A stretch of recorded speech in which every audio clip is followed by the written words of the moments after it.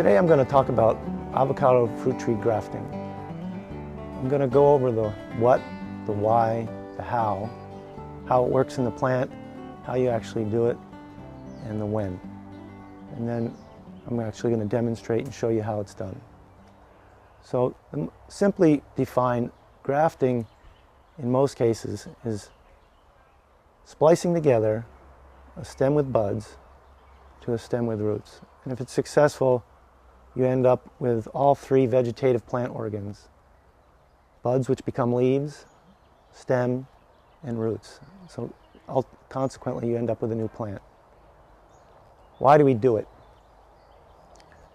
There's several reasons. The main reason is that most fruit and nut species do not reproduce true from seed. And what that means is, if you plant seed from a fruit on a tree that you really like and you grow it out till it becomes bearing age, the fruit will not be exactly like that which you started with. So this is a form of cloning the original mother tree or other cultivars. And all cultivars, if you have a Fuji apple tree, they all originate back to an original seedling that was found to have desirable characteristics and has been cloned on and on since then. Another reason is that most fruit trees go through a long juvenile period, anywhere from 7 to 10, maybe 12 years, just like people do. We cannot reproduce ourselves till we reach adolescence. So for a juvenile tree, its main job is to grow big, take up a lot of space, as much as it can. So by grafting, we're circumventing that loss of time, the waiting period. The plant that we're taking our signs from is a mature plant, so it's already going to try to flower every single year.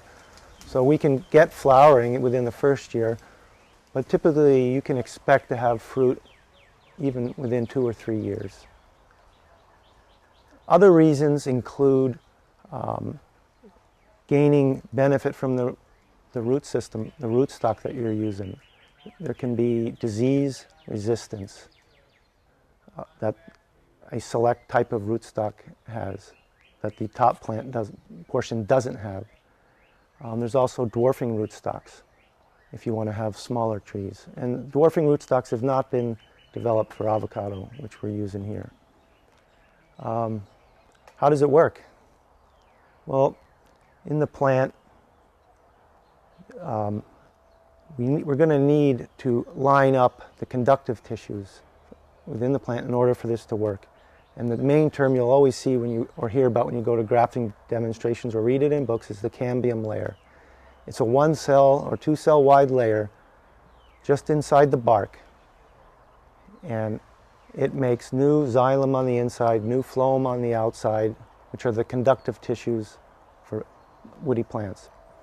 And we need to line these up in close enough proximity when we graft so that when the sign and the rootstock join together, initially just by forming callus tissue, that the cambium can differentiate and make a connection of the xylem and phloem in the rootstock to the xylem and the phloem in the scion.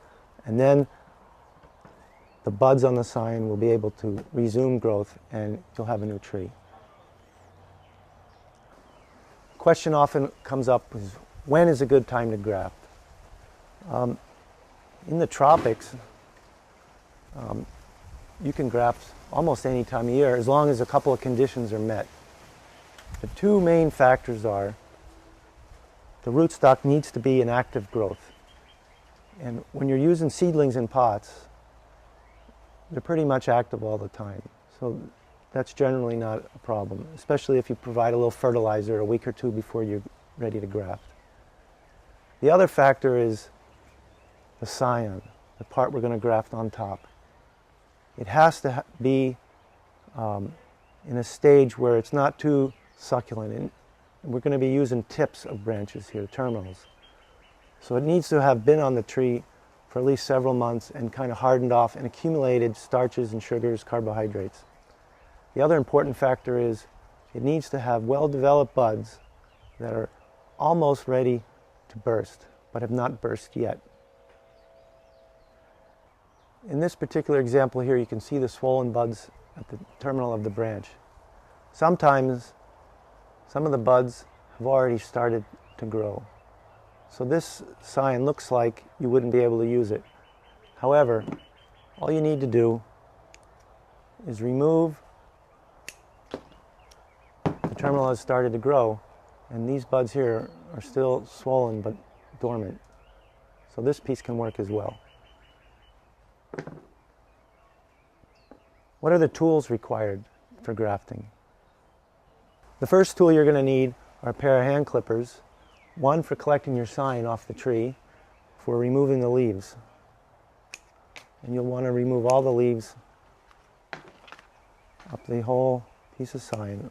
Leave a small stub and it'll fall off eventually. If you don't remove the leaves will just suck moisture right out of the sign and will probably not work. You also need clippers if you're going to do a top wedge on your rootstock for decapitating the top of the plant. Then, after you've cut your sign, you're going to need some kind of tape to bind the two pieces together. This is commonly found plant ribbon. This one happens to be clear, but you can usually see a green one. This is a good size for container plants. If you're grafting larger stuff out in the field, you can buy larger size tape, which is stronger. I'll explain why we need strong tape, and you can use other, when I do the graft, but you can use other types of tape as well. Surveyor's tape, even black electrical tape. Another thing I like to use is this parafilm,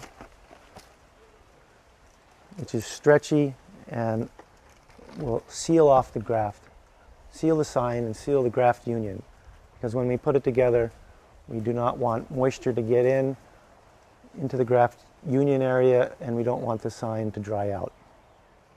The most important tool for grafting is your knife, and it does require a specialized knife called the grafting knife.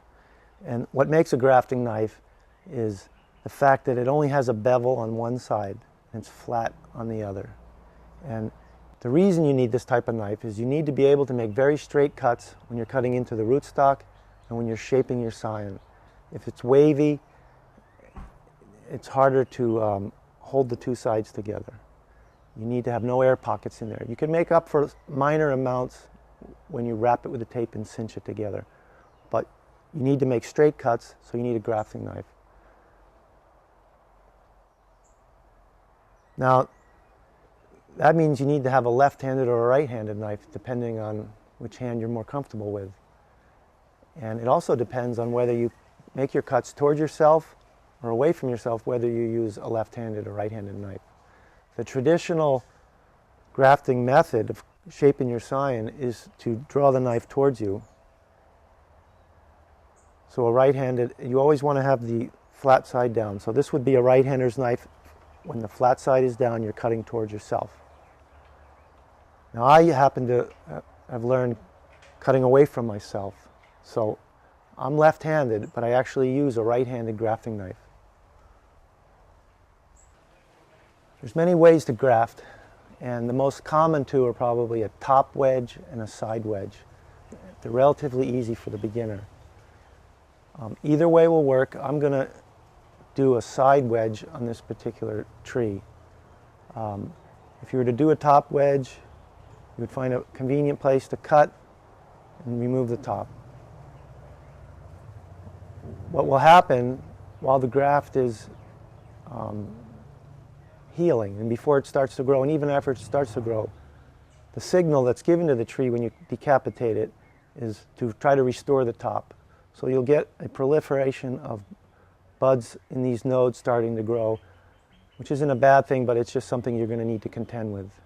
And you've also kind of slowed the tree back. It's still relatively young when it's a seedling. It does work. It's a common way to do it, and if you're doing lots and lots of these all day, it's probably the way to go, because you could probably do it quicker.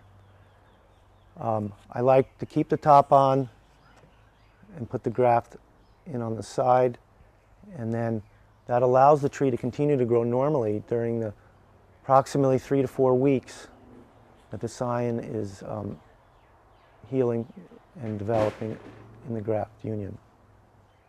So in general, you can graft whenever you have an actively growing rootstock seedling tree, and when you can obtain scions that have expanding buds ready to go into a flush.